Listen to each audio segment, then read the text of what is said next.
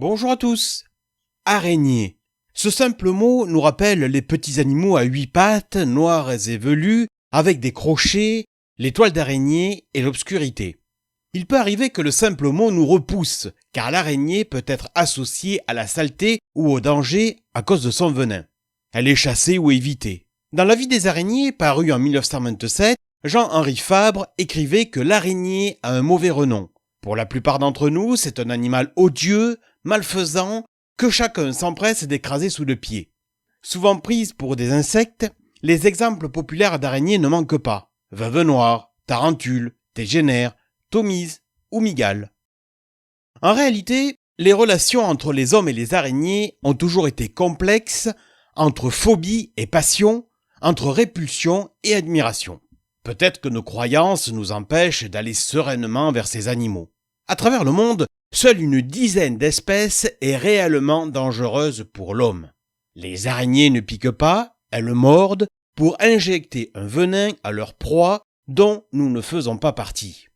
En dormant, on ne peut pas avaler d'araignées et elles ne pondent pas sous notre peau, elles ne sont pas capables de le faire. Leur apparence n'est pas aussi attrayante, c'est vrai, qu'un papillon ou qu'une coccinelle. Les araignées font partie des animaux les plus mal aimés.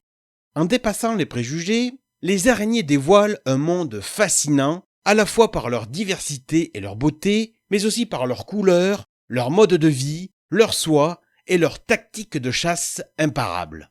Certaines araignées capturent leur proie avec une toile, tandis que d'autres les chassent à l'affût.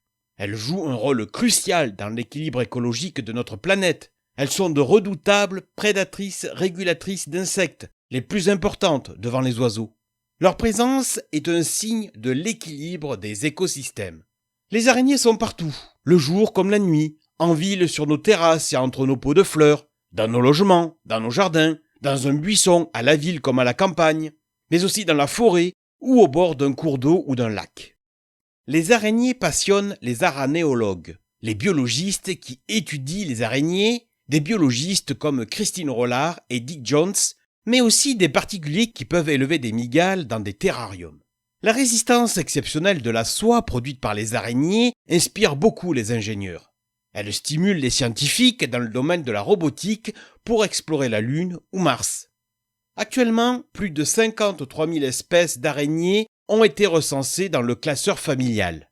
Régulièrement, de nouveaux membres viennent s'ajouter au tableau, parfois avec des particularités intéressantes et surprenantes. Le monde des araignées est méconnu. Il est aussi étonnant et passionnant.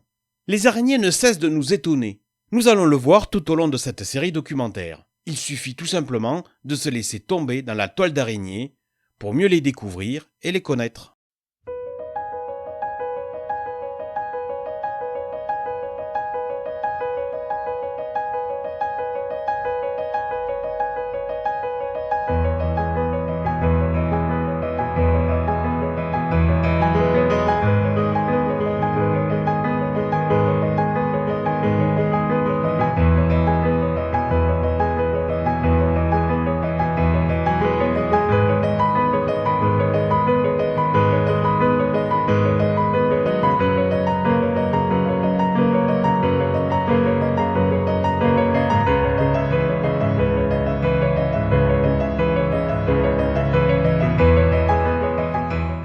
Toile d'araignée avec Aurélien Housset. Nous allons à présent parler de l'apparition sur Terre des araignées et de leur évolution.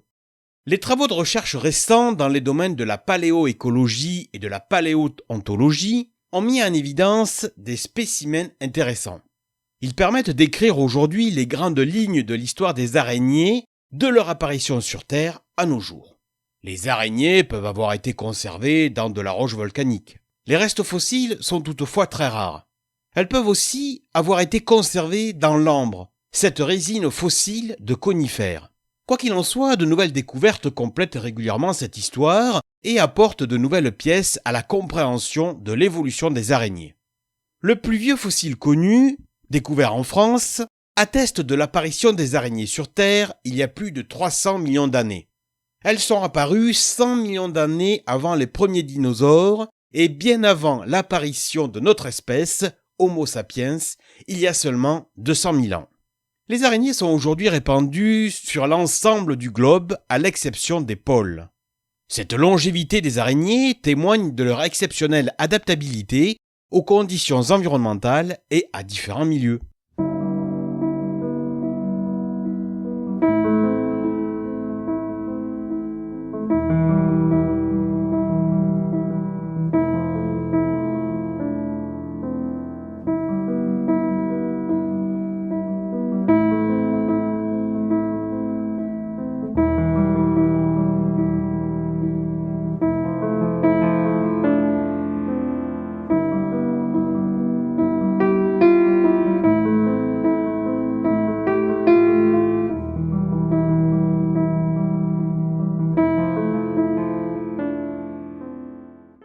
En 2009, des chercheurs anglais et allemands ont réussi à obtenir des images 3D très détaillées d'araignées à partir de fossiles datant de 300 millions d'années.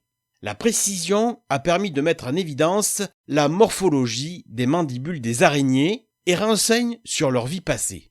Les insectes et les araignées ont un ancêtre commun, le trilobite, un arthropode marin apparu il y a plus de 500 millions d'années et qui a disparu il y a 250 millions d'années.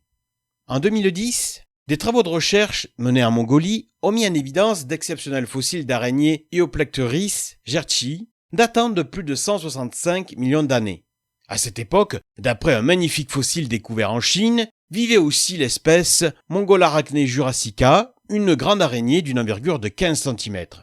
Ce fossile reste à ce jour le plus gros fossile d'araignée jamais découvert. Cette découverte permet de comprendre que les araignées tissaient déjà des toiles et qu'elles pouvaient avoir des poils aux pattes. Les scientifiques ont aussi mis en évidence l'araignée scorpion Chimerarachne yinji, une araignée conservée dans le Lambre en Birmanie. Cette petite espèce de 8 mm vivait il y a 100 millions d'années. Elle ressemble aux araignées actuelles, avec ses mandibules et ses filières, mais avec une queue de 5 mm qui n'est pas sans rappeler le scorpion. Cet individu est très intéressant pour la compréhension de l'évolution de ces animaux. La queue est devenue inutile chez les araignées et a été abandonnée. À cette période, les araignées fréquentées capturaient déjà leurs cousines les tiques, comme l'atteste une tique piégée dans une soie d'araignée retrouvée également dans l'ambre. Les découvertes à venir permettront de compléter cet album de famille. Ainsi se termine cet épisode sur l'apparition des araignées sur Terre.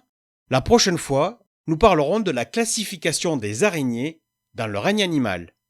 À bientôt!